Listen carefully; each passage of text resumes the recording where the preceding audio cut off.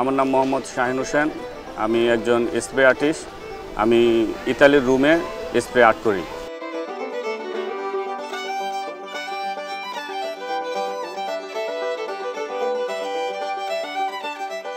এটা হচ্ছে মূলত স্প্রে পেন্টিং। আমরা এই স্প্রে দিয়ে এই আর্টটা করি আর কি।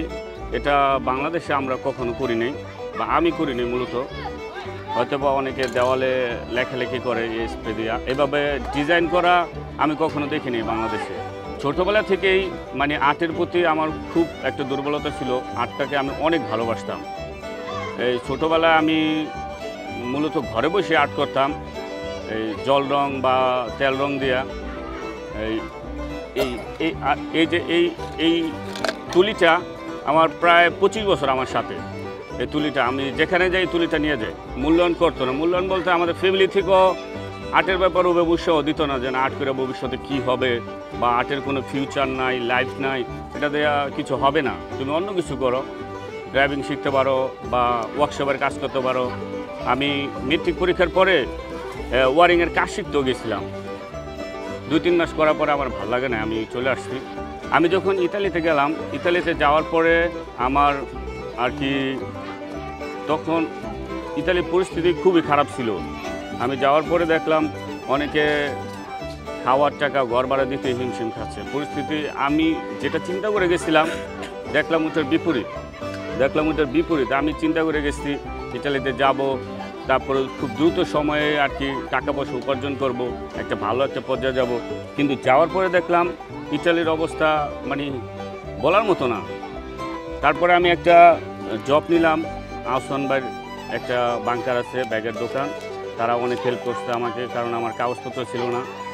আমি সেই বাংকারে দীর্ঘদিন কাজ করছি। ডকুমেন্ট পাওয়ার পরে আমি যখন দেখলাম আর্টের একটা চাহিদা আছে, ইউরোপিয়ানরা আর্টটারে খুবই পছন্দ করে, এবং আমরা যখন টুরিস্ট পয়েন্টগুলোতে আর্ট করি ওরা অভিভূত হয়ে যায় যে এটা কীভাবে সম্ভব। স্প্রে দিয়া এইভাবে 5-6 মিনিটের মধ্যে একটা ডিজাইন করে ফেলায়, মানে অসম্ভব সুন্দর। ওরা অনেক লাইক করে যায়, যেটা বলে বোঝানো যাবে না। তারপর আমি যখন আস্তে আস্তে আর্টের প্রতি, আগেই তো একটা দুর্বলতা ছিল, এবং যখন দেখলাম স্প্রে আর্টটা খুবই জনপ্রিয় ইতালিতে, আমি স্প্রে আর্টের প্রতি একটা আকর্ষণ নিলাম, যেভাবে হোক এই আর্টটা শিখে আমাকে একটা কিছু করতে হবে। এই আর্টটার একটা চাহিদা আছে। তারপরে আমি আস্তে আস্তে টাকা জমায় স্প্রেগুলো কিনা পেপার কিনতাম, এগুলো কিনা আস্তে আস্তে ডিজাইন করা শিখতে একটা পর্যায়ে দেখলাম হ্যাঁ আমি একটা ভালো পর্যায়ে আসছি। তখন আমি ডকুমেন্ট পাওয়ার পরে আমি গভর্নমেন্ট থেকে আবেদন করলাম যে আমি স্প্রে আর্ট পারি, স্প্রে আর্ট করার প্রতি আমি আগ্রহী। তারপরে ইতালিয়ান ডকুমেন্ট দিল যে না তুমি ঠিক আছে, তুমি পারো, তাইলে তুমি স্টেট রাস্তায় তুমি স্প্রে আর্ট করতে পারবে, অনুমতি দিল। আমি স্টার্ট করলাম 2013-তে আমি স্টার্ট করছি, এবং আজ পর্যন্ত আমি স্প্রে আর্ট করতেছি ইতালিতে। আমরা যে তুলিগুলো ইউজ করতাম ছোটোবেলায়, যে আর্ট করছি মতন জল রং তেল রং দিয়ে যে তুলিগুলো ব্যবহার করতাম, এগুলো আমরা সচরাচর ব্যবহার করি না। কারণ আমরা একটা চিন্তা করি যে আমরা যদি ডিফারেন্ট কিছু দিয়ে ডিফারেন্ট ডিজাইন এবং সুন্দর ডিজাইন করতে পারি, তাহলে মানুষ একটা আকর্ষিত হবে।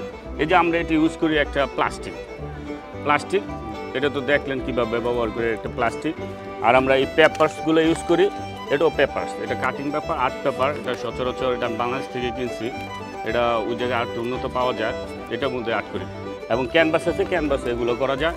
এবং বিভিন্ন জ্যাকেট থেকে শুরু করবো, জ্যাকেটটা আছে, আচ্ছা জ্যাকেট, তারপর ল্যাপটপ, গিটার এবং বিভিন্ন থিংসে এটা আর্ট করা যায়। এটা আর্ট করলে দীর্ঘদিন থাকে, সমস্যা হয় না।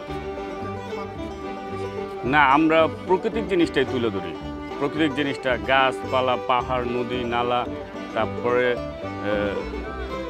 ওই দেশের কিছু ফেমাস প্লেস আছে, কুলুসিওগুলো, ভাটিকান, ওই ধরনের ফেমাস স্থাপনাগুলো আমরা স্প্রে আর্টের মাধ্যমে খুব অল্প সময়ের মধ্যে আর্ট করে রাখতে পারি, এবং ওগুলোই ওরা বেশি চাহিদা টুরিস্টদের। এক একটা আর্টের আমরা মূলত এক একটা আর্ট 15-20 ইউরো বিক্রি করি। আর যদি কেউ অর্ডার করে ওইটা আর কি ডিফারেন্ট প্রাইসে, ওইটা হাই প্রাইসে।